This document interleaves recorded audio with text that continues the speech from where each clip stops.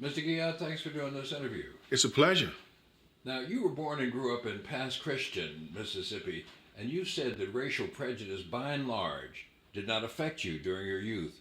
How could that be so in Mississippi at that age and time? I come from the most non-Mississippi-like section of Mississippi. Huh. There was a heavy Catholic influence. Ingalls Shipyard was producing most of the major armaments for all hostilities in Pascagoula, hiring people from 63 counties. So you had the labor union influence, you had the Catholic Church influence, which was tremendous, and you had a population of 100,000 white people, 19,000 black people. The Catholic Church in 1957 or 58 made a decision that they were going to desegregate the schools. And they did it this way. The announcement was, we have two programs. We have excommunication and we have integration. Make your choice by Friday. Now, there was violence going on in Louisiana. Nothing happened on the Gulf Coast. So I learned firsthand that institutions can really have an impact on social policy. I was fortunate enough I bought 3 slot machines, Julian, because there was a lot of gambling on the Gulf Coast. And I just passed the academic test for entrance into Tougaloo College. And I was going to be sent to jail by Gaston Hughes. My father hires Bidwell Adams to represent me. Now, who is Bidwell? Bidwell Adams is the lieutenant governor under Bilbo. He's the chairman of the Democratic Party in the state of Mississippi. And he's a lawyer who represents black people who've been accused of raping white women. We go to his office, and my father says, here's the problem. And Bidwell said, don't worry about it. He calls up Gaston Hughes. He said, no, this boy's not black. He's a Creole. Now, I didn't correct him, Julian. And he then says, well, you know, this boy is going off to school. I don't want to hear any more about these slot machines. And Gaston said, well, I'm going to send him to Parchman. And Bidwell says, okay. And I looked at my father, we must be in the wrong place. But he continued, says, okay. He said, but if I hear any more about these slot machines, I'm going to call for a federal investigation of all gambling on the Gulf Coast. And I'm going to make sure that everyone knows that you caused it. At the time of this meeting, I was 17 years old. I'm now 71 years of age. I've never heard about those slot machines. And I've never heard about anyone who's heard about those slot machines, which drove home to me that all of the life that we live is political. So let me back up a little bit. You're sitting in the office of Theodore Bilbo. No, of Bidwell Adams. Bidwell Adams. Who was lieutenant governor when Bilbo was governor. All right. I was born in Harrison County. Mm-hmm. Bilbo was born in Hancock County. Mm-hmm. Bidwell Adams, after leaving the lieutenant governorship, then becomes a practicing lawyer and a loyal Kennedy Democrat. This was the guy who handled the patronage for the Democratic Party. I come out of a family. My grandfather's brother was chairman of the Republican Party in Hancock County for 65 years. He died at 105 years of age. His name is Louis Piernas, P-I-E-R-N-A-S. So he and I talked about Randolph, who my high school was named after. We talked about, he said, I saw the Civil War fought on the beaches of Bay St. Louis, not far from Waveland, where we used to go down to meet. And he talked about, my wife and I did a genealogy study, and we run across a WPA interview of him. And he says, well, you know, Bilbo is really terrible, and I just hope that blacks will be able to fight their way into the Democratic Party.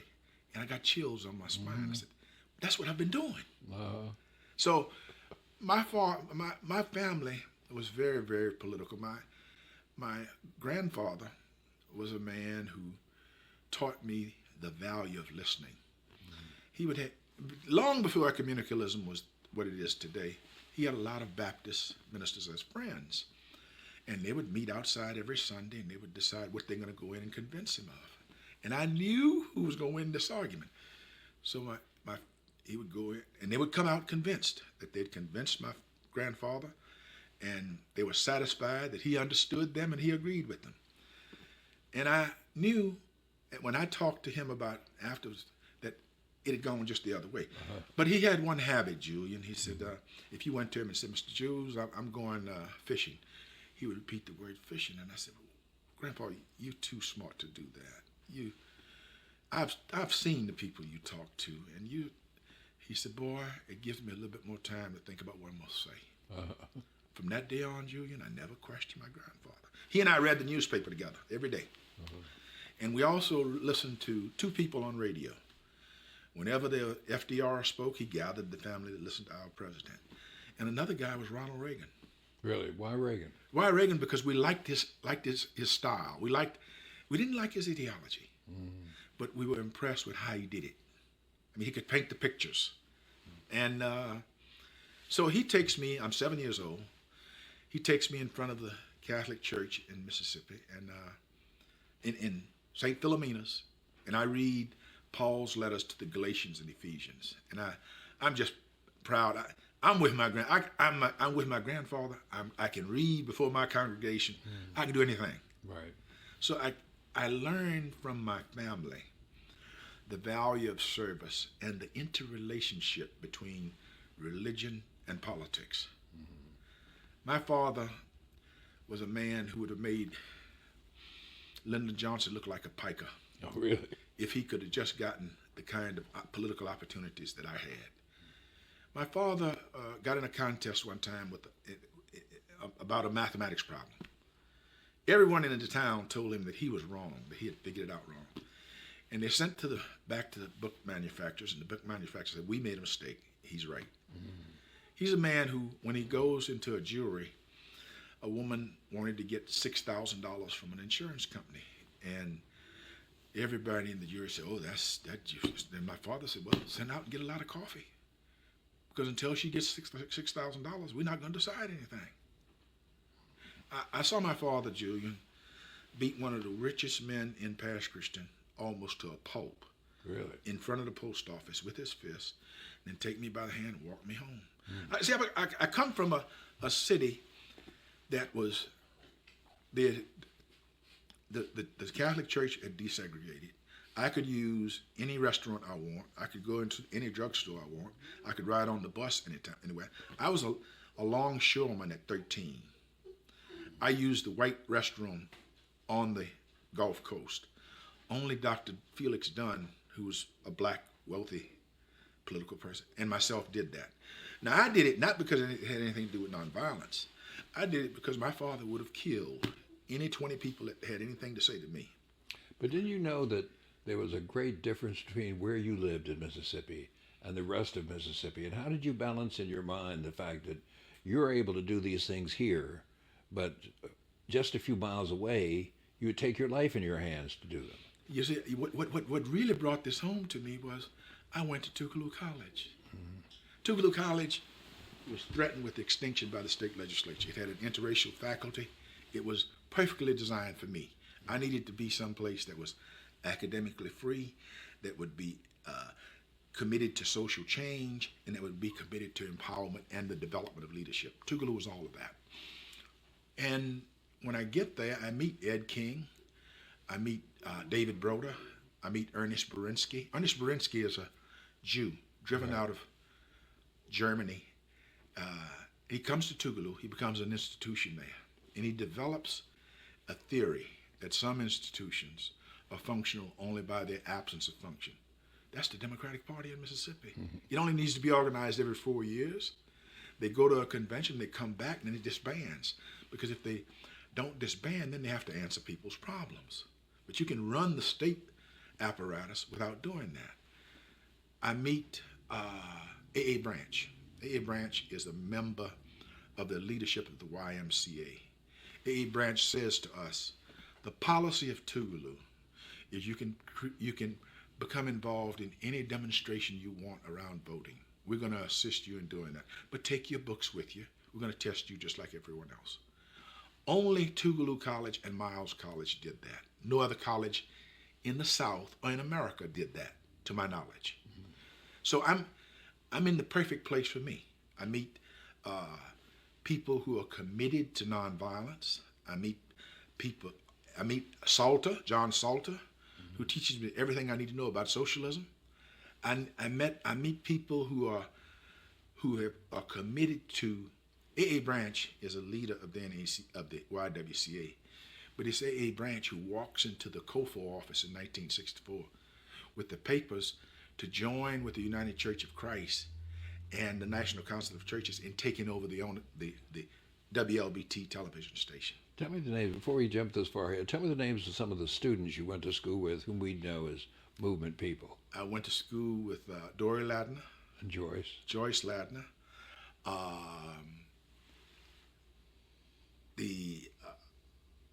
Quite a few people. Franklin, Johnny Frazier, okay, who was one of the leaders. He wasn't a student there, but he was. I worked in conjunction with him. Quite a few people.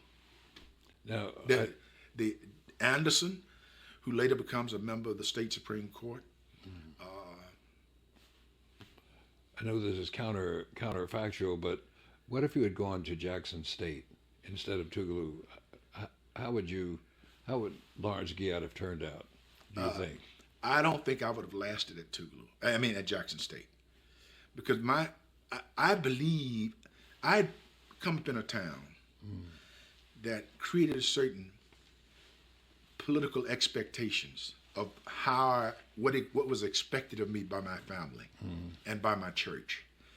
So I wouldn't have fit into the conformity, the strict, rigid conformity and hierarchical leadership of Jackson State. Dory Ladner and Joyce Ladner went there first, and they had to leave there and come to Tougaloo. Tougaloo was an oasis in the state of Mississippi. It was committed to academic freedom, committed to growth, to leadership, and its very existence was threatened by the state legislature, but they continued to move ahead. Again, let me back up a little bit. I was just thinking about Pass Christian and the neighborhood, the community you grew up in, the Catholic Church's influence, the influence of labor unions. Mm-hmm. Most of Mississippi doesn't have this. Most of the South doesn't have this. That's right. It's only when you get into Louisiana that there's any real Catholic presence. And outside of your section of Mississippi, probably not much anyplace else. And the same would be true of Alabama, Georgia, and so on. You ever consider how lucky you were to have run into the Catholic Church and to live in a community where labor unions flourished? Let me add one other thing to it, and I'll respond to your question. Mm-hmm. You also had Keesler Air Force Base, okay, which was a major dynamo. But yes, I consider myself very fortunate. I was born in the right town. I get to go to the right church. I get to go to the right college, and then I run into SNCC. Yeah. So, I come from a family that understands that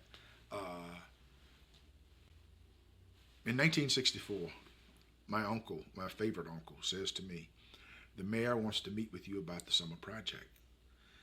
And I walk up the steps to his house. He said, "But I don't want you to call him from my house." My uncle's scared about being tired of this. But I go down and talk to the mayor, and we talk. I said, "Here's what we're going to do." And they say, "Here's what we're going to do." And that's it. I give no quarter, they give no quarter. And then, this is 64. In 66, that same uncle runs for alderman in Pasquistan. So you get an idea of the impact of the 1965 Voting Rights Act. A moment ago, you said you ran into SNCC. Tell me about running into SNCC. How did that happen? And who embodied SNCC for you? Dory Ladner, Joyce Ladner, and Bob Moses. I meet Bob Moses, John Doerr, and Marion Barry all at the same time. They come out of Macomb. We're all working at 714 Rose Street. There we have Moses, the Ladners, Bevel, Diane, quite a few other folks, but LaVon Brown, Sheila Michaels. Yeah. This is the Freedom House, right? From there, we move into the Delta. We go to Amsey Moore's house. Amsey Moore parcels it out to Joe McDonald, Miss Sissons, and we run across a lady named Fannie Lou Hamer. Belleville, myself, McLaurin, and Foreman go to a mass meeting. We open the call for anyone who wants to go down and register. Fannie Lou Hamer raises her hand. And we run across a woman who is a religious fundamentalist who knows the Bible, a woman who has a perfect sense of timing in her speech pattern. She can weave together 3 different issues and collapse them in 25 words and bring it all together. She's a woman who walks into churches and who takes over. If the minister is a good minister, she treats him as a good minister. If he is wavering, she preaches to him before his congregation. Yeah. And nobody says a word to her. So here we get the perfect melding of religious fundamentalism and pragmatic politics. Because not only does she go to registered vote, but as you know, she becomes a national celebrity. She becomes a woman who Andy Young takes to meet with Senator Church when he wants to talk about Vietnam. She's one of the founders of the National Women's Political Caucus. She's the woman who speaks at the 64 Democratic Convention, and Lyndon Johnson calls a press conference to interrupt her. But at that time, there was only ABC, NBC, and CBS, and they all play her speech in its entirety that evening. And then there are 1,200 telegrams saying to seat the Freedom Democratic Party. And then Lyndon has to apply pressure because Lyndon says, and he says it in his tapes. The good thing about Lyndon is we got tapes on him. Lyndon says, look, we can't have a floor fight on this. We can't have a floor fight to seat an all-white delegation and then go and ask black people to vote for us in November. So the floor fight must be stopped. And then as President of the United States, he pulled out all of the stops. Delegates from California were told, one of them was told, your husband can be a federal judge. All you got to do is stop voting for the Freedom Democratic Party. Candidates in New York were told, y'all have a lot of OEO money, as you know, the Office of Economic. And you can keep it as long as you stop supporting the Freedom. They went to the delegates in California, and unfortunately, the California Democratic Party had passed the delegation supporting their position. But the president put all of his pressure on all of them. So, and as you know, we couldn't get the floor fight. And not being able to get the floor fight, we were then offered a compromise of 2 people, I'm proud of the fact that I'm the chairman of the Mississippi Freedom Democratic Party. I'm in jail in Hattiesburg, Mississippi. And I couldn't have given a speech as good as Fannie Lou Hamer did. And I couldn't have led the Freedom Democratic Party into making what I consider the most courageous, pragmatic political decision in American politics. They said to this compromise, no. Now, and it's interesting, some historians, as you know, Bayard Rustin comes out late after that with an article called The Difference Between Politics and Protest in Commentary Magazine. But what I am so proud of is no delegation went to the 64 Democratic Convention who understood the relationship between dying and the right to vote. Every one of these people had lost money, had served time in jail, had their names posted in the newspaper when they registered to vote. They understood, but they were willing to take on the strongest political organization in the state of Mississippi, the Democratic Party. And they were willing to go into Lyndon Johnson's convention and fight in it as though it was their convention. Let me back you up one more time. Okay. You're going to Tougaloo and you're majoring in biology and minoring in philosophy. Why'd you choose these fields? What was your career plan then? My career plan then was to become a doctor. And then I ran into chemistry and I changed my career plan. I just couldn't. Now, when I tested while in Tougaloo, I scored off the charts on everything except mathematics and chemistry. Well, there was no way I was going to be a doctor having those. So I made it a shift. And what did you decide? What would you have been? If I'd have had my druthers, I'd have been a lawyer. Okay. And why didn't you go that way? Why did I go that way? Because I understood the universality of both of politics and how much the judiciary had framed that.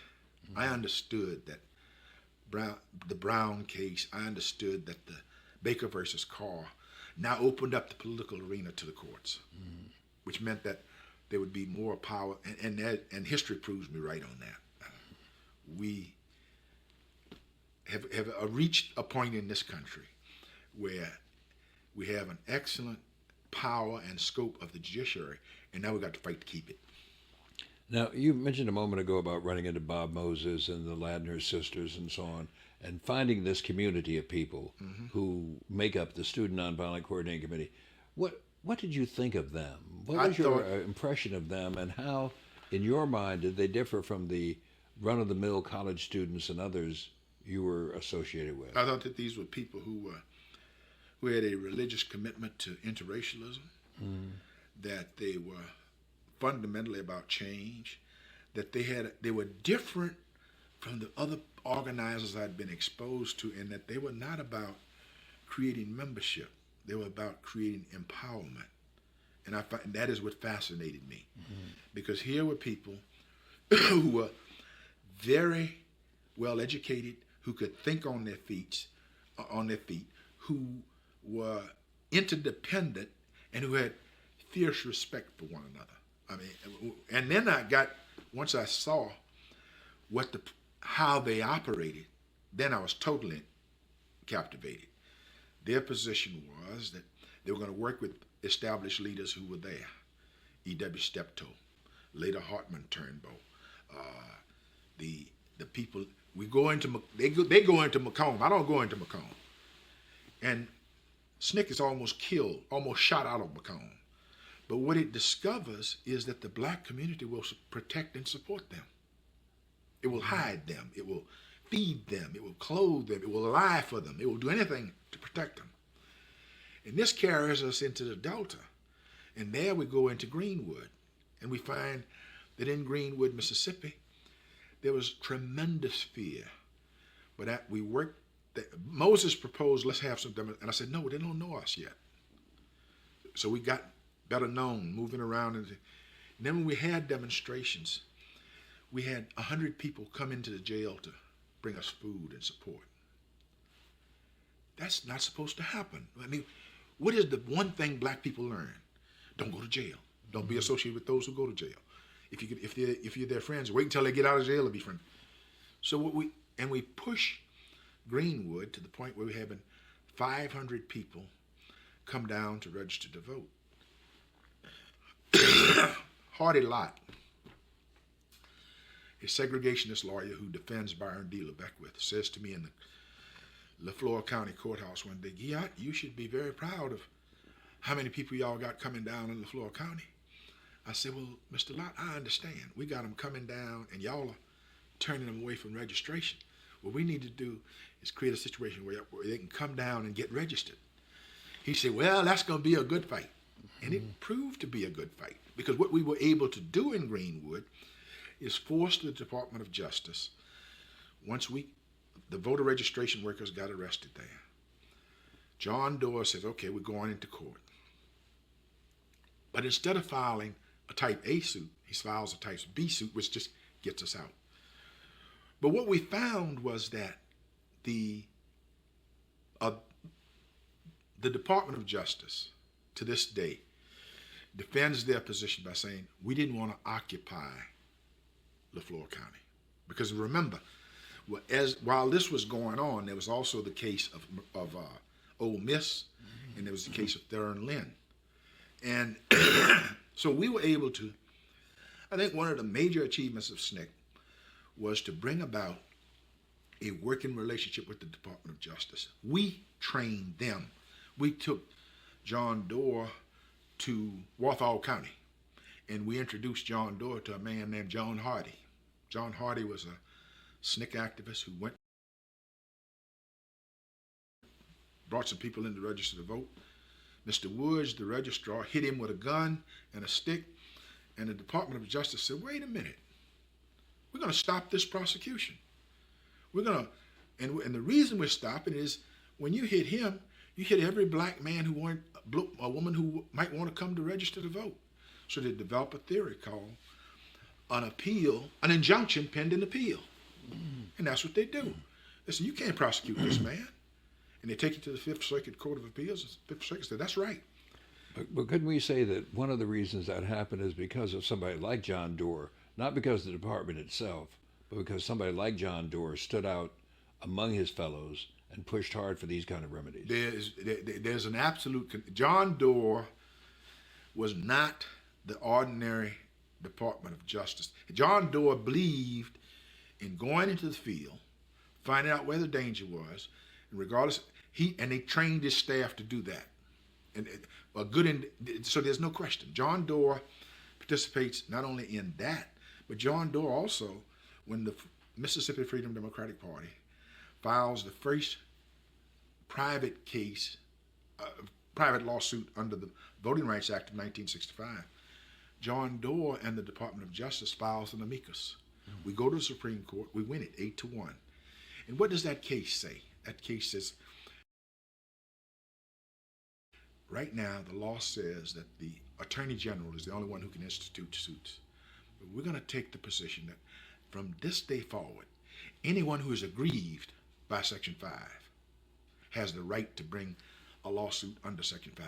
Do you see the range that they're giving us? They broaden Section 5. They give us the best possible interpretation we can. Now, this case is my idea. I read a book called Gideon's Trumpet by Anthony Lewis. And it describes Lyndon Johnson as someone who stole his election. And I knew, I'd been trained well enough to know that if you have the choice between trained by being given guidance by a thief or by a bishop, choose the thief. The bishop will tell you, no, this is not right.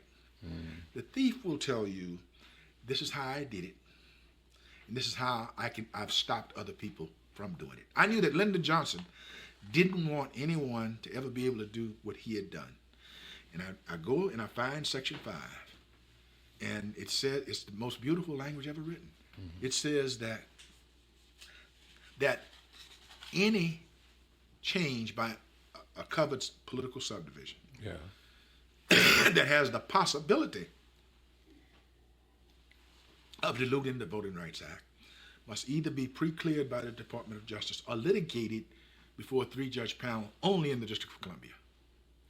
Most beautiful words I've ever heard. So what we do, once we win that case before the Supreme Court, all lawyers in the South switch from the 15th Amendment to Section 5 of the Voting Rights Act. Now, the work you're doing with the Student Nonviolent Coordinating Committee and these colleagues that you mentioned earlier doesn't come without a cost. And you were beaten a couple of times. I don't know if it's painful for you now to talk about that. No, it's not. It's factual. Tell us about these two things, at least two cases where you were beaten. Okay. One of them was in Winona. Fannie Lou Hamer, Anel Ponda, James Johnson. West, June Johnson are returning from a South Carolina meeting. They stop in Winona. They are arrested. I call and I said, do you have these people? He said, well, come on over and find out. And I go over and I know they're there. And they beat me almost to death. And they want me to sign a statement saying I drove over there and fell out of a car and hurt myself. I said, I'm not going to sign that. I'd never driven a car in my life, and I said, I wasn't going to sign it. Let's pause for a moment just so you can get some water in 1 second.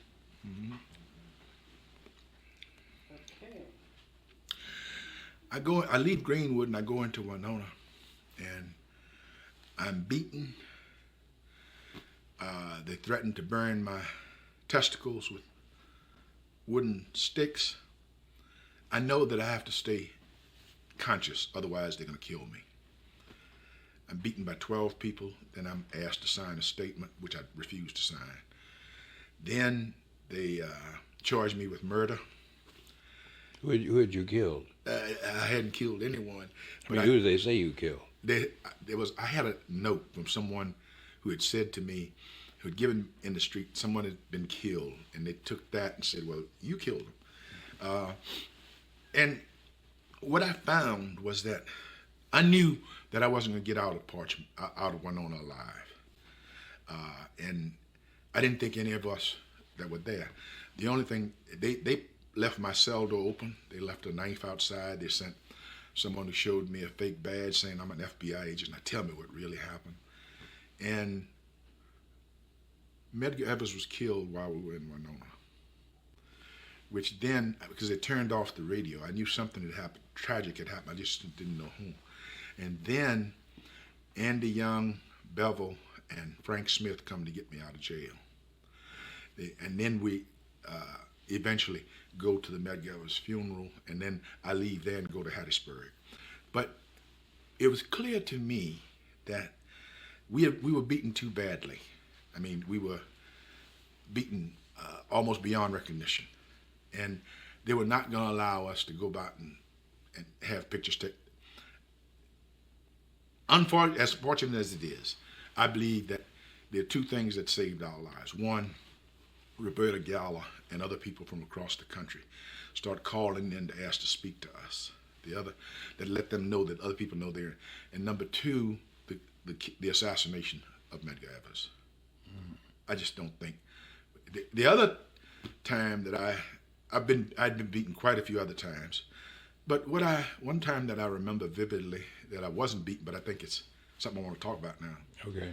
We were driving in a car from Hattiesburg to Jackson, and it was a car couldn't go over 50 miles an hour, had bad tires, and some people with shotguns were behind us, and I said, "Stop the car."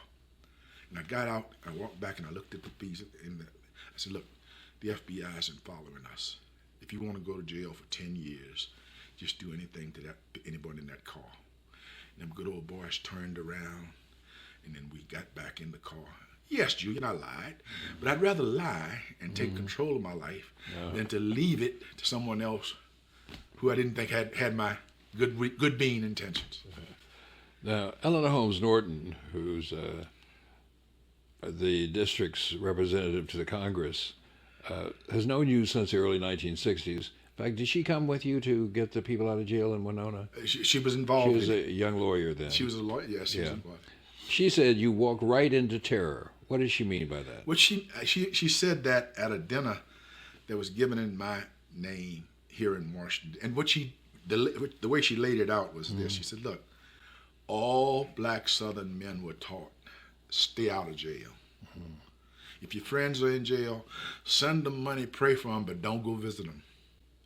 And here was a man who knew that there were civil rights workers arrested, and he went right into jail knowing what the terror was. And he looked at terror and walked right into it. I felt very complimented about that. Now, can you tell us quickly what differences were between the NAACP, long-established organization, active across the state of Mississippi, SCLC, relatively new organization? How do these organizations differ in the ways they operated in Mississippi with SNCC? NAACP, SCLC, SNCC. The NAACP took the position, and I'm quoting Roy Wilkins, who said this, part of this on the great documentary Eyes on the Prize. Mississippi is a bestial state. It should be cut off and allowed to be drifted into the sea. Anyone who, he didn't say this on camera, but he said it later, anyone who attempts to organize is crazy. We're going to raise money out of the atrocities of Mississippi and move forward. We're going to litigate there when possible, and that's it. SCLC is a tougher problem to answer because everything that was done that shows how creative, how pluralistic, how indigenous, and how really sophisticated the politics of SNCC in Mississippi was backed by Martin Luther King. So we got to separate Martin Luther King from SCLC. Martin Luther King supported us in the freedom election, in which we got 80,000 voters. He supported us in the Summer Project, which we were able to really create the Freedom Democratic Party, create the Freedom Schools, create the Wednesday Group by Dorothy Height. The Wednesday Group was bringing in black and white women from across the country. They meet with people who are in the movement and then go back and talk to their ministers, their bishops, their newspaper, and their senators and their congressmen. We also create the Freedom Schools, which are to this day carried out by the Children's Defense Fund. And now, why is there this difference, this dichotomy between Martin Luther King, the head of SCLC, and SCLC? Why is he behaving in one way and the organization he heads behaving in another way? Well, I'll tell you why. I think what he appreciated was the freedom and the creativity of what was going on in Mississippi. Here we were sending a message to the country that if you allow us to vote in Mississippi unimpeded, we will do it. 80,000 people backed that up. We said about the 64 Summer Project, we can't bring Mississippi to America, but we can bring America to Mississippi. Because we found out we could not protect ourselves, we were going to be picked off one by one. We were organizing against the entire state apparatus of Mississippi and the country. The country was totally indifferent to voting. We had to nationalize this problem. We then challenged the Democratic Party in Atlantic City. And we're supported in all of these endeavors by Martin Luther King. He supports us in the congressional challenge. And then I asked him to do something harder than everything else he's ever done. I said, look, Martin, we know that the Voting Rights Act is going to pass. We need you to sign a memorandum, along with myself, John Lewis, and other people, saying that we realize the Voting Rights Act is going to pass, but the congressional delegation from Mississippi still should be unseated. He does it. When he does that, they said, first of all, y'all forged his name. He sticks with us. And then what happens then, Julian, is, and this is David Garrow in his book. As you know, David Garrow is the chronicle of Martin, makes the point that the Freedom Democratic Party in this memorandum had a larger impact on the Voting Rights Act than did Selma. David Garrow says it. Now, because what happened, and this all happened because of a guy named Michael Thelwell. Michael Thelwell gets a chance to attend the leadership conference meetings. And when you read the first proposal for the Voting Rights Act, it's as weak as can be. You would need 20 complaints, and the president may authorize it. We needed a greater trigger mechanism, and Section 5 was that trigger mechanism. But Section 5 wouldn't have been created unless we brought the congressional challenge. We got 149 congressmen to say yes, the congressional delegation from Mississippi should be seated. At the same time, the United States Supreme Court was hearing a case called United States versus Mississippi, filed in 1962, argued in 1965 that it would have declared all of the laws in Mississippi unconstitutional. Imagine, if you will, if the Department of Justice had asked for emergency relief. That would have meant new elections for everything in Mississippi. They didn't, because, of course, Lyndon didn't want to fight with us in 64 and then give us the gift of political empowerment in 65. So what I'm saying, the Student Nonviolent Coordinating Committee leads to one of the most brilliant, encumbering, people involving empowerment process of attack on any oppressed state. And there was no state more oppressive than Mississippi. Lyndon Johnson said it best. There's America, there's the South, and then there's Mississippi. You know, I've said, and I've had people object to me saying that you and I and others like us belong to the last generation of African Americans who have engaged in sustained mobilization in the 20th century. You and I are members of the last generation that have done that. Nothing has happened since we were of college age. You haven't seen any repetition of this. Why is that so? Well, I tell you why. Why are we unique? I tell you why. We're not really unique. I appreciate the laudatory way in which you handle it, Thanks. I'd like to praise us. No. I want to say very clearly, we are entitled to praise because we are a group of people who change the world. Of course. And it is very important that we understand it. But when we look at Operation Understanding, when we look at cultural leadership, when we look at the Children's Defense Fund, I think the best training of what we did is now being done by those three groups. And the Young People's Project, headed by Moses' children. Right. They are doing the kind of organizing we did. And what we must do is use the mantra of pull power right here. See, we got the literature. We got the mantra. We got the history. And what we have an opportunity to do, and is very necessary for us to do, is meld our experience. See, because what distinguishes us from a lot of other people, we saw total oppression and we brought about change. Every impediment to us, we turned it around. We turned it to, you can't register to vote, we're going to register to vote. You won't allow us to vote, we're going to vote anyway. You can't organize politically. We were not going to allow you to. We're going to put your name in the newspaper when we get, Julian, thousands of people who have everything to risk, and they are willing to risk their lives and their children's lives and everything they have, and you can't do it secretly. That's success. That's called real political mobilization. Now, I think from January 23rd to 26th, the people who created this, the veterans of the Civil Rights Movement in Mississippi, will be meeting. And on yesterday, I read in the Washington Post about the civil rights activists going online, the Color Purple and the NAACP. See, my concern is, how do we get those people to come down? See, because as far as I'm concerned, the greatest organizers in America come out of Mississippi and SNCC. Who do you compare us to? No one. There's no comparison. None. And there's no mobilization of the sort we engaged in the 1960s today. And I'm always asking, why is this so? Why is it let me answer such your a question this failure way. of our community to mobilize in the way we did when we were young people and a little more vigorous than we are now? Let me give you what is the most logical and most practical answer. We're now given the perfect solution, the perfect opportunity that brings us back to that period.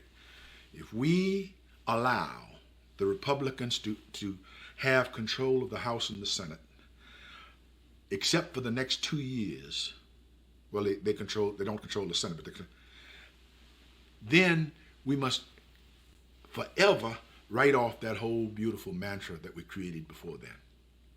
Because it's very clear. I'm astounded that the political commentators look at a sense of equivalence between the Republican Party and the Democratic Party. There's none. The Republican Party is by definition obstructionist and wants to narrow the scope and function of government. The Democratic Party wants to do just the converse. So we now have a golden opportunity to fight for what we have, because it's all on the table. Everything you can imagine, given the Republicans' need to destroy America as we know it. But we can prevent them. You see, 1 million of us who voted in 2008 didn't vote in the midterm elections. And what we've got to do now is use all of our resources. And I'm for the next 2 years, I'm going to do nothing but push books, the mantra of SNCC, the example of SNCC as an organizing vehicle and I'm going to call on everyone who participated in the freedom elections, in the freedom rides, in the summer project, you name them. It's time for action now. You see, and the reason I can do that with confidence is there's a difference between people who have made change, and there's a difference to people who have written about change. We are those who made change, and we now simply have to bring in young people to help us do it again. But see, we seem to have trouble attracting in sufficient numbers young people today. I know you mentioned the Moses children who are doing wonderful work, and other groups are doing wonderful work, but there's no equivalent today of the actions we engaged in the 1960s. No equivalent anywhere in the country that I can see. Well, let me say to you, my dear friend, if there was ever a time to get into motion to bring that about, it is now. We got 2 years. Absolutely, and if we don't act now, it's all lost. Not only will it be lost, but it will be irretrievable. It's not a question of waiting 10 years and there'll be another flip. No, it won't happen. Well, let's not deal with these dim thoughts. But I want you to give the people who will see this some picture of how you occupied yourself, say in the summer of 1964. What would a typical week be for you, if there is such a thing as a typical week in Mississippi in 1964? How would you occupy yourself? What would you do all day? I would stay in contact with people who were organizing. I was. Where would you be located in the summer of '64? I would be in Hattiesburg, Mississippi, or in Jackson, Okay. or in Greenwood. Okay, because the SNCC headquarters was in Greenwood for the That's summer. right. That's right. And I was one of the first to go into Greenwood. And my job was to stay abreast of the political, where did communities need help? What kind of support did they need? How could we assist them in empowering people? Because our position was SNCC people were capable of, one or two SNCC people would go into a town, get it organized in 2 weeks, find a place to stay, all on a salary of $10 a week when it was available. And we wanted to facilitate that as much as possible. We had to stay in touch with the political news, what was happening on the other side, how do we respond to it, what kind of press releases there, and then we'd call you and Mary King and others for when we needed help.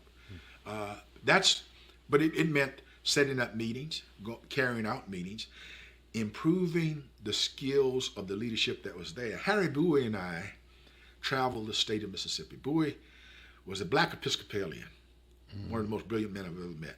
He worked for the Delta Ministry. Well, the Delta Ministry was organized because I invited all religious groups to come to Hattiesburg in '63. We then, when SNCC leaves Mississippi in '66, they are replaced by the Delta Ministry. Because the new ally for the Freedom Democratic Party is the Delta Ministry. And they support the Children's Defense Fund. The Children's Defense Fund, headed by Edelman, hires 3,000 people in Mississippi. So that instantly becomes a negative attraction to Senator Stennis. And it must be killed, so there's an attempt to destroy it. But it is the ability of SNCC to continue to bring in forces to be used in its political methodology. We bring in the Lawyers Committee for Civil Rights under law. And I'm proud of the fact that they were to the left, and we got castigated for that. You know, they're comment. And I remember when Dave Dennis, Bob Moses, myself met with Kunstler, Kanoy, and others. And we asked them, I said, do y'all agree that we will make the decisions and y'all do the litigating? They said yes. And they never deviated from that. Now, I'm very proud that SNCC took the position that we were not going to let anyone tell us what to do. I remember after Kennedy was killed, there was a request by Lyndon Johnson to be a moratorium on demonstrations. And Theodore White had written a book saying that SNCC were really communists and really dangerous people. And we analyzed that. We had a conference at Howard University. And Bayard Rustin spoke there, Baldwin spoke there, and the great socialist Norman Thomas spoke there. And Norman Thomas told us, look, we can't win by singing, but we can't win unless we sing. And he said, you must understand, every program that we came up with, the Democrats litigated. I mean, turned into laws. Right. So he was encouraging. The question was, would we be part of the nullification? And we said no. We're going ahead with the Summer Project. Now, the Summer Project was not universally accepted. Myself and Fannie Lou Hamer were two of the few people that supported the original. But once Bob Moses comes back from Macomb, when one of the witnesses was killed that evening that witnessed the Herbert Lee killing, he then throws his weight behind. Yeah, Lewis Allen. Lewis Allen. He then throws his weight behind the Summer Project, and it happens. I think the Summer Project was one of the most creative, indigenous, empowering, nationalizing activities, and it couldn't have been pulled off by anyone but SNCC. Because SNCC was not answerable to anyone who could tell it anything. When we pulled off the freedom election, the voter education project said, we can no longer fund y'all. And when you were doing this activity with SNCC, how much were you paid? $10 a week. And this is before you were married? That's right. Did you get married while you worked for SNCC? Yes. Did your salary go up? No. Mine did. But Good. I'm glad you did. I had children. I had children. Uh-huh. Now, you mentioned earlier on, and I'm amazed at your recall, 714 Rose Street, which is the address of the Freedom House in Jackson. Right. What would life be like? Life would be Freedom like House? this. There would be people. Bevel was there. Diane was there. Thomas Gaither was there. Paul Brooks was there. Dory Ladner was there. Joyce Ladner was there. Moses was there. I was there. LaVon Brown was there. And what it served as is a reconciliation post for everyone arrested in the Freedom Rides. Because when you got arrested in the Freedom Rides, you were tried in Jackson. And when you came to Jackson, you came to 714 Rose Street. And then we acquainted you with what was going on in the state and how you could be helpful when you went back to wherever you were. So it was this cross-fertilization of activism that was uninhibited, that was indigenous, that was empowering, and that was answerable to no one. Tell me some ways where you were helpful to someone else. So, but we were able to creatively involve all of the National Council of Churches gets committed once they come to Hattiesburg. They create the Delta Ministry, which lasts for 25 years. They also join us when we challenge the congressional delegation. Breeden, Fitzsimmons, these are people from the National Council of Churches. They come to us and they talk to Michael Thelwall, and I said, what can we do about the congressional challenge? They said, what you can do is open doors. Where we don't have a civil rights movement, we have churches, and you can talk to James Farmer of CORE and myself got to talk to Mr. Ford, who later becomes President Ford, because his bishop called him and said, you got to talk to him. So what we found is that the labor unions, remember, at the Howard University meeting, the FFL-CIO said to us, we're going to give you a contribution of $25,000, and we're going to set up a board of directors to tell you what to do. That lasted, you can imagine how long that lasted. But then if we look at when the summer project was agreed to, some people said to us, well, William Sloan Coffin has to head this. It never happened, Julian. And then you remember the great meeting of a meeting in New York about after the Democratic Convention. You got Gloucester Current, you got Roy Wilkins, you got Cortland Cox, you got James Farmer, and they said, look, Mississippi is now becoming a national and international paradigm. We can't allow the people that's running it down there to run it. The underbrush. Ignorant people like Fannie Lou Hamer. Like Fannie Lou Hamer. Yes. And the underbrush like E.W. Steptoe. Incredible. And Cortland said, don't you think you should talk to the people in Mississippi about this? They said, no. See, what we found was that we were creating something in Mississippi. And when you beat the best and when you can organize around the worst, then you create a political example of what can be. Curtis Gaines, who is one of the top demographicers of the vote every year, wrote a letter in 1965. He said, I've toured the South, and if this SNCC MFDP kind of operation is allowed to happen in the South, it will not be loyal to the National Democratic Party. This letter is written in its entirety in Local People by John Dittmer. I got it and I gave it to Dittmer and he put it in the book. He said, what we must do is quickly pass the Voting Rights Act so we can then bring blacks into the Democratic Party. So I just wanted to say that to say, look at how many other forces we were resonating with, and they put their own interpretation on it. The NEA and the AFT both send representatives to the Summer Project to capture the Freedom Curriculum. We meet in Hartford, Connecticut, years later, and there's someone there who stands up and says, we had a discussion about the curriculum for the Freedom Schools last week. So there's this tremendous infusion of bringing the political process to the average citizen. Now, after '64, did you leave Mississippi? When did you move to D.C.? I moved to D.C. in 1968. '68. I was a delegate to the Democratic Convention in '68. We organized, Harry Bowie and I organized, what happened was this. The Loyalists thought that they would become part of the regular Democratic Party. Bidwell Adams, my dear friend, was chairing the state convention. And he said, look, if you don't desegregate this delegation, you're wasting your bus fare to Chicago. And we waited for that to happen. And Aaron Henry and the Loyalists, who were set up as an alternative to destroy MFDP, they were unsuccessful. So then I said to them, let's join together. The Loyalists hooked up with the MFDP.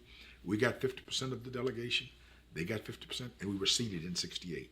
Now, and they said to us, Harry Bowie and myself met with Charles Evers and Harding Carter, and they looked at the names and said, how did y'all do it? I said, well, look, y'all had the money. Y'all had the prestige. But we knew all of these people years before they knew you. So we went up and set up the nominee, and we got Miss Rucker. You know, we got our people. Yeah. So when you came up here, you began to focus on D.C. issues. Tell us a little bit about that. I had a good time up here. Yeah. I began to fight for same-sex marriage. I began to fight for having the first presidential primary in Washington so we could point out to the country the fact that we don't have congressional or senatorial representation. We get the first primary, but quite a few of the Democrats don't participate in it. Then I publicly lambast them for that. I fight to do away with term limits.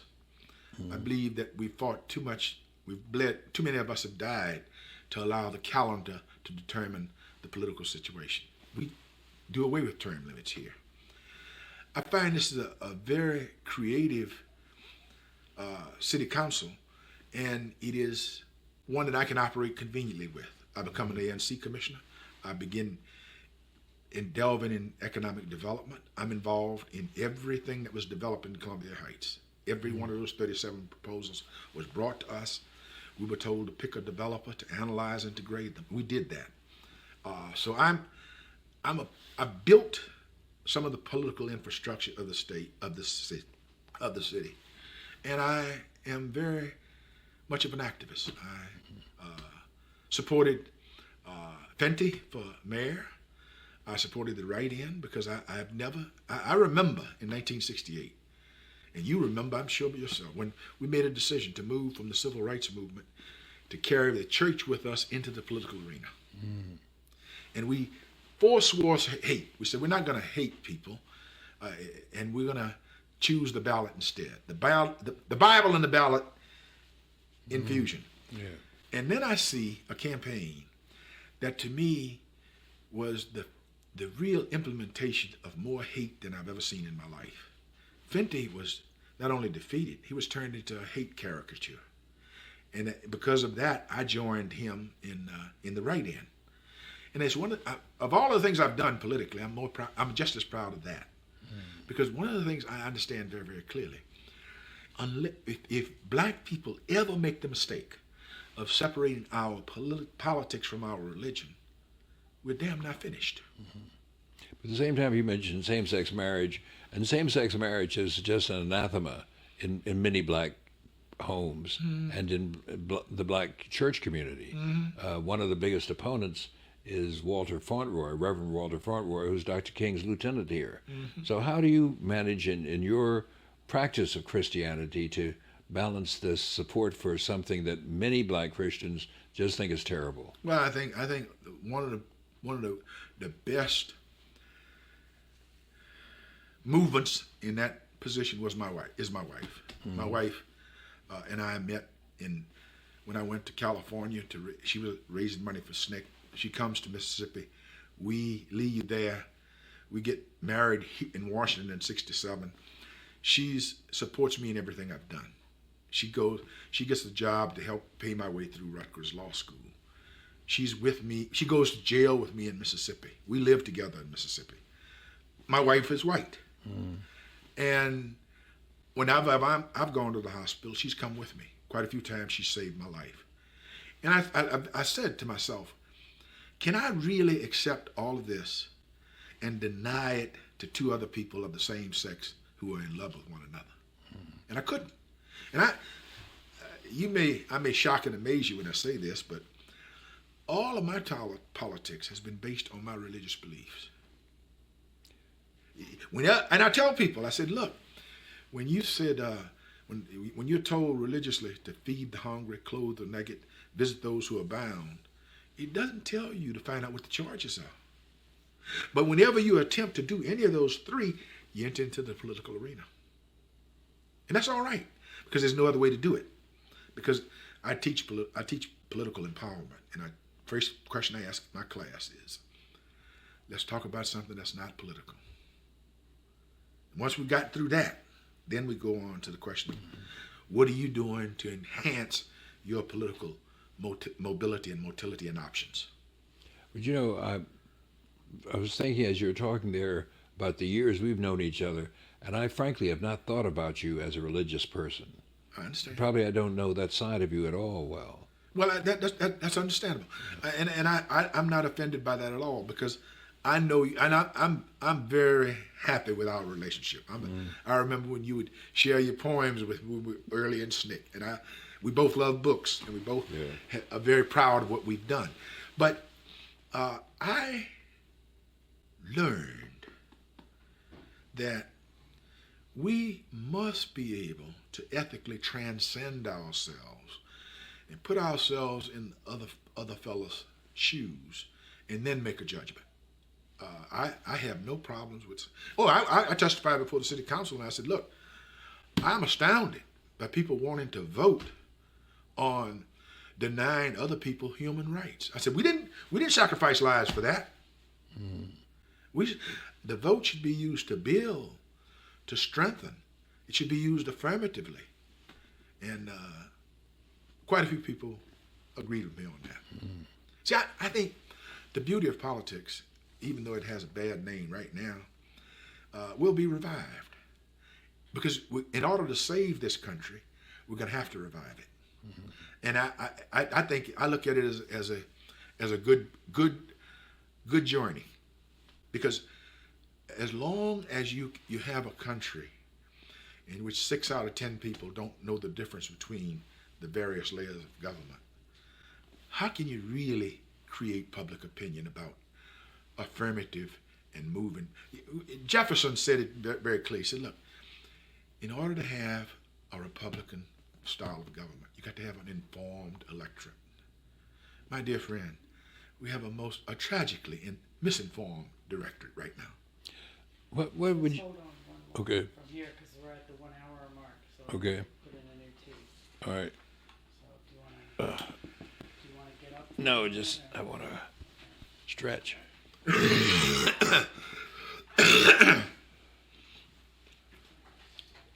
Have you notes?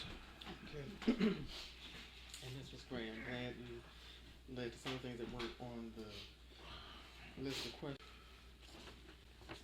Ready? Ready to go? Roll it. Okay. Larry, I want to go through a long list of names and ask if you can very quickly tell the people who will see this who these people were. Very good. Because we went over them very quickly earlier. John Salter. John Salter was a teacher at Tougaloo College who was very political. He was involved in demonstrations in Jackson that were NAACP led. He worked very closely with Medgar Evers, and he worked very closely with Ed King. And Medgar Evers. Medgar Evers was the executive director of the NAACP.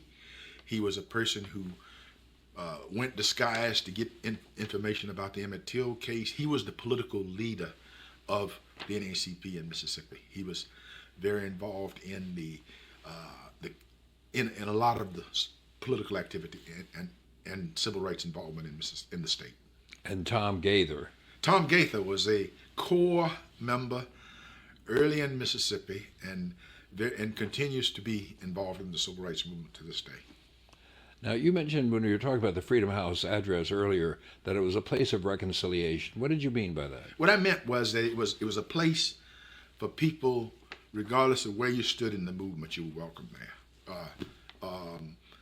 Braden comes into the meeting, and he, as you know, Braden was a leftist. Yeah. And Carl Braden. Yeah. He has money, so he buys food, and because we didn't at that particular time we didn't have any money. Okay? I mean, so it was this kind of place. That's why I termed it that way. Okay, John Doerr. We mentioned him a bit. Tell us a little bit more about John Doerr. John Doerr is a hero of the civil rights movement, and he is best characterized as a man who was a relentless worker, who didn't stick to the script, who was responsible for moving the Department of Justice into civil rights vigorously. He's an assistant attorney general. He was the assistant attorney general to Robert Kennedy, who was the United States attorney. It was the U.S. attorney general. John Doerr was a Republican, very perceptive, very creative. I watched John Doerr represent the government in the case of Schwerner, Cheney, and Goodman. And he said, he quoted Lincoln. He said, people will little note here what we say, but they will long note what we do. Mm-hmm. And of course, those people were convicted. So John Doerr, and I'm going to quote him, in 1967, he was at a conference at Ole Miss, and he was talking about the press and the civil rights movement. He said, look, the Voting Rights Act was passed in 2 cities, Macomb and the streets of Greenwood. Because what we were able to do is convince John Doerr and others that illiterates had the right to vote. And we convinced them, and we got that written into the Voting Rights Act. And Katzenbach, who was then testifying before the Judiciary Committee, said, I'm convinced of the constitutionality of all of this except the right of illiterates to vote. And we had argued, and we got the Congress to go along with us. And that's how no other group fought for the right of illiterates to vote except SNCC. Mm-hmm. Okay, Gerald Ford. Gerald Ford was a congressman from Michigan, and then later president of the United States. And when I talked to him, he was a member of the Congress. And he agreed to talk with us, and he told us because his bishop had asked him to. And when we talked to him, we talked about the congressional challenge, what was the basis of it, and he told us that he was going to do what the law requires. And the Wednesday group, you mentioned a little bit about it, but tell us a little more about what the Wednesday group was. Of course. The Wednesday group was organized by Dorothy Height. The Wednesday group were people brought in from across the country, from various states at various times, to come in and listen to the activists in Mississippi, find out what's going on, find out what they can do. Then they would leave and go back to their hometowns and talk to their senators, their congressmen, their bankers, their civic clubs, to put pressure on the Department of Justice to protect the voting rights activists. Now, you also mentioned a couple of times the Ladner sisters, but flesh them out a little more. Joyce and Dory Ladner come out of Hattiesburg, Mississippi. They are related to Vernon Damer, who is a real civil rights hero. They are related to Medgar Evers. They're related to Victoria Gray, who is the National Committee woman of the Freedom Democratic Party, who is also very active in SCLC. Victoria Gray goes to SCLC and gives a great speech in Abernathy. Says, okay, Victoria, what do you want? She said, I want $7,000 for the Freedom Democratic Party, and they write the check. I mean, Victoria Gray was another religious fanatic. See, we had one in Fannie Lou Hamer, we had another in Victoria Gray, who becomes a political activist, who brings in her family.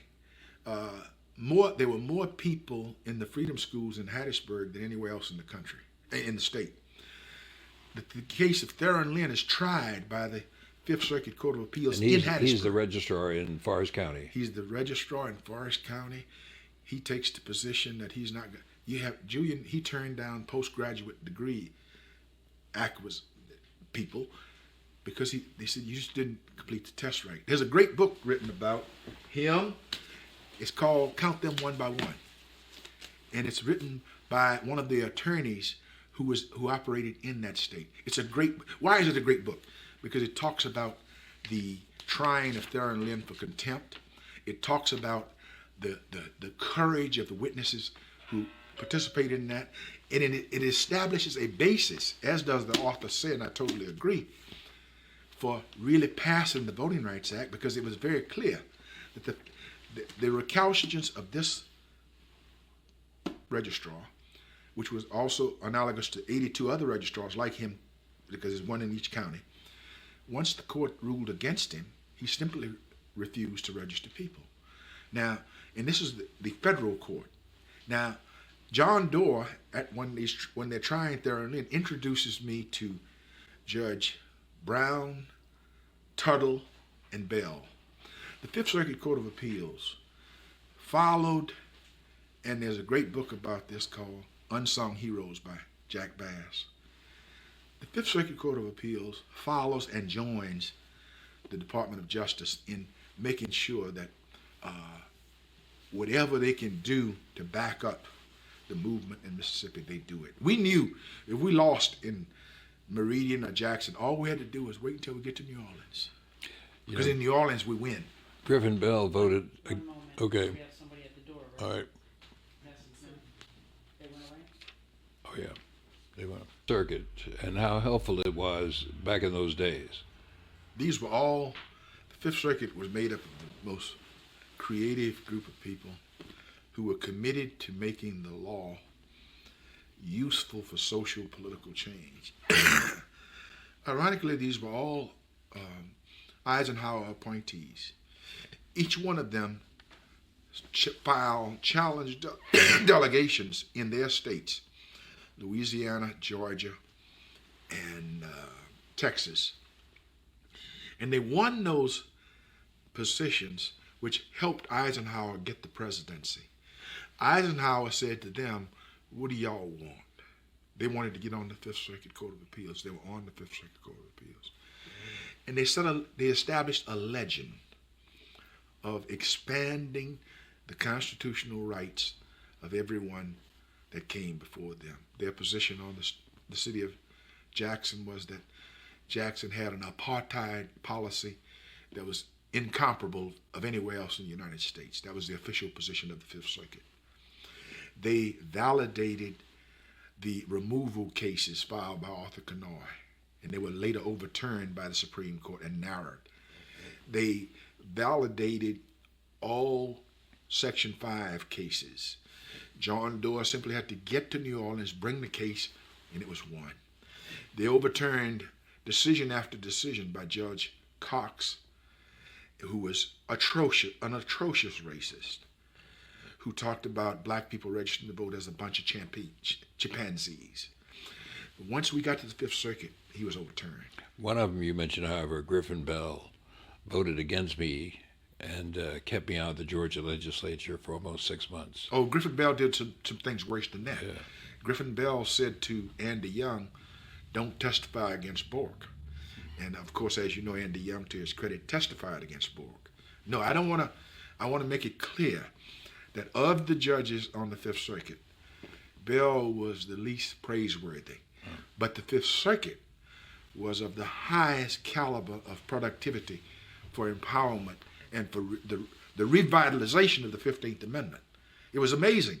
These people treated what we were doing as their work. Theron Lynn, the only reason the Fifth Circuit didn't send Theron Lynn to jail was because they were again concerned about the political impact. He was 7'4", and he weighed 400 pounds. They didn't want him to die in jail. But they tried him for contempt, and they got what they wanted out of him. But again, once it became clear that you were faced with Theron Lynn type recalcitrance throughout the state of Mississippi, then you had to come up with a new mechanism. And a la comes the Voting Rights Act. And it was written by the Department of Justice. Let me mention another name you mentioned that needs some explanation of who he is, Michael Thelwell. Michael Thelwell is a brilliant man who comes out of NAG at the students Ag is a nonviolent action group. out of Howard University. Right. He becomes involved with SNCC and he becomes attacked. And I asked him, we raised some money and I said, Michael, here's the check. Go to Washington and set up an office for the MFDP. Well, he sets up what he does. He comes to Washington. He works with a couple of people, and he is able to follow the legislation in the Congress. He's able to deal with the Leadership Conference on Civil Rights, and he's able to keep us informed on what he's doing. He writes a letter to Lyndon Johnson saying, we're astounded. All of the work that the Freedom Democratic Party did to get you elected in Mississippi, and none of our people have been invited to the inaugural. And Fannie Lou Hamer calls him and said, Mike, you know the man who's the postman? He said, no, Miss Howard. He said, well, he brings me this big envelope from the White House. And I'm invited, and then Mr. Turnbow calls, and he said, Michael, I want to let you know I got an invitation to the White House, and I want you to do something for me, Michael. Michael said, well, what do you want me to do, Mr. Turnbow? He said, I want you to find out what ball the governor of Mississippi is going to, because I want to dance with his wife. Hartman Turnbow, as you know, is a man who's accused of destroying his house, setting his house on fire. He has his wife and his daughters in this house, and he comes out shooting, and he kills a white man. But the state of Mississippi said, wait a minute now. We can't have a situation where we're charging someone who's defending his wife and his daughter from a burning house that's his. So what they decided, Julian, was that this man died of a heart attack. Mm-hmm. And I'll tell you, I know you may find this hard to believe. John Doerr and others asked me, would I be willing to go to the sheriff of Lafleur County, get him to sign a reciprocity bond to take to the sheriff of Holmes County and have Mr. Turnbow released to me. Now, Holmes County, 80% of the black people in Holmes County own their land. Hmm. What was so strange about this was the Department of Justice understood that the only way to handle this was to go along with the state of Mississippi in the position that there was no murder. It was just a house burning. And then, of course, because the Department of Justice rigorously defends Mr. Turnbow, all charges are dropped on that. I did this myself. So I'll tell you what. There is no other recorded event where two sheriffs in the South combined to release by bond that they signed civil rights workers anywhere in the South. It never happened again. One final name, you mentioned a couple of times, Robert Moses. Robert Moses is a young man who came to Mississippi, a mathematician and a philosopher, who was able to get the most out of people regardless of what they thought of themselves. Robert Moses was a person who was totally committed to social change, who was able to work with anyone. He was able to be both an intellectual and a total humanist. He was a man who who believed that there was political potential in everyone, and who behaved that way, and who got a lot of people associated with him to behave that way. He was a totally courageous person, totally committed, and a thinker that has few people on his level. He was able to take problems and turn them into solutions. He was able to meld the difference between the rigidity of some of the SNCC folks with the free expression of total liberty to others. He firmly believed that he was ahead of the game on one other tenet. He firmly believed that those who do the work should make the decisions. He firmly believed that whenever anyone was arrested in SNCC, you either go to get them out of jail or you go to jail with them. And he never, here's a man who was beaten in Macomb, and he files charges against the person who beat him. And the sheriff hurriedly held the trial, and we know how the trial went, Julian. And then they got him out of town. Is this unheard of? You mean you expect to be treated legally by a legal system that is designed not to treat people like you? He goes before a judge in Macomb, and the judge brags about how good we treat our darkies. And Moses writes, racists are never more exposed than when they brag. I mean, here's a man who is able to lay out the framework of what's going to happen in Mississippi. And then we couldn't do anything in Mississippi without the approval of the people of Mississippi. And that we got it. And we got it because we made it clear to them that we were never going to say to them, look, you need to go register to vote. Here's where the courthouse is, going on down there. We said to them, we're going, and we want you to come with us. And we never said to them, we're going to protect you. We never said to them, your name's not going to be in the newspaper. We never said to them, you're going to become an enemy of the state once you register to vote. And the complexity and the beauty of how Mississippi was organized was we got thousands of people to make that commitment. And I think it pivoted on two things. One, our style of operation. Two, the church. And three, the need for people to create a better way of life for their children. You see, we didn't have to tell people in Mississippi everything is political, because they understood that the Board of Supervisors determined whether or not there was a hospital in the ward, whether or not there were jobs, whether or not who was going to get paved. You could look at who was registered to vote on the street by what the houses that were paved. You wanted tax exemptions, so there was nothing that was non-political in Mississippi. And so we arrived at the early conclusion that the political avenue was the solution to a lot of our problems. And they were in the 60s, there was no Republican Party in the South. Nowhere to be found. It wasn't until 1964 that the Republican Party that the Democratic Party in Mississippi creates the unpledged electoral system, which allows us to become the presidential electors for Lyndon Johnson. But it also allows the infusion of the Republican Party. In 1964, the Republican Party in San Francisco kicks out black delegates, kicks them out. The Democratic Party is supporting the passage of the 64 Public Accommodations Act, and of course later on the 65 Voting Rights Act. So in 1960, you have the Democratic Party being approached to intervene in Martin Luther King's arrest. Lewis Martin and others they get the president to call Dr. King's wife, Coretta Scott King.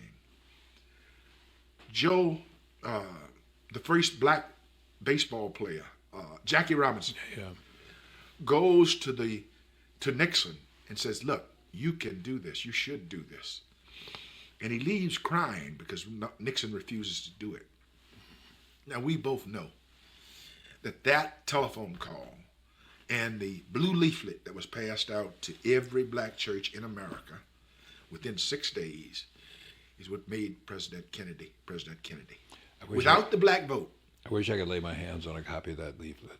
They call it the Blue Bomb. I'm sure we can get it for you.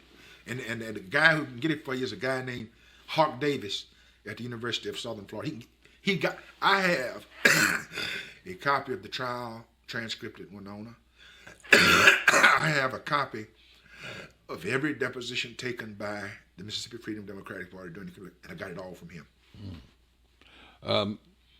Now, when all is said and done, what would you like the world to know about you and the work you did in the freedom movement?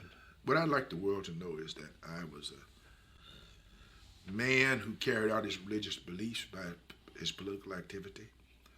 I never stepped away from a fight. I never asked any quarter. I never gave any. And I recognized the value of reading and of books. And I want to be remembered as someone who is committed to the perpetuation of the mantra of the Student Nonviolent Coordinating Committee. Because the only thing that the Student Nonviolent Coordinating Committee can be compared with is the Anti-Saloon League. The Anti-Saloon League was very effective, though short-lived. The Student Nonviolent Coordinating Committee changed the very concept of democracy, changed the concept of citizenship, changed the open to everyone the vehicle of empowerment, because empowerment is something that's contagious. Once people are empowered, once an individual makes something happen that they made happen, they're a different person. They don't wait for someone. The next day they say, well, what do I need to do today? That's the kind of people we need to have a good America. Now, is there something we should have asked you that I didn't ask? I can't think of anything except that we have an obligation to transfer our skills and our knowledge to other people. You're doing that, and I'm doing that. But are we doing it as much as we should? Well, no, but let us hope that we will understand the gravity of our situation. And in the next 2 years, we will spread by geometric progression those who are actively organizing. See, we don't need people to support us and agree with us and not register their families to vote, not register their churches to vote, not register their clubs to vote, and not really make organizing a social necessity. Mm-hmm. We should declare those who are not organizing for our empowerment and for the political change in the next 2 years as social pariahs. They're no longer functioning on our behalf. Isn't it amazing how we've, as a race, have moved from the concept of us to me? Yes. And we're the last group that can afford that. Mm. But now, we're faced with an opposition that is so menacing to everything we value that now we must fight. Everything we've fought for will be beyond retrieving. Well, on that happy note, let's thank you for doing this. We greatly appreciate it. I really appreciate it. Thank you very much. It's our pleasure. Mm-hmm. This video raises questions, and I need for you to be extremely honest in the comments when answering them. And just so you know, I have 2 questions. Number 1, what are your thoughts about this video? Please share them in the comments. And number 2, who would you like for me to do a video on next? Now please be honest in the comments when answering these questions. Share this video with anyone you deem necessary. And don't forget to like and subscribe to the channel.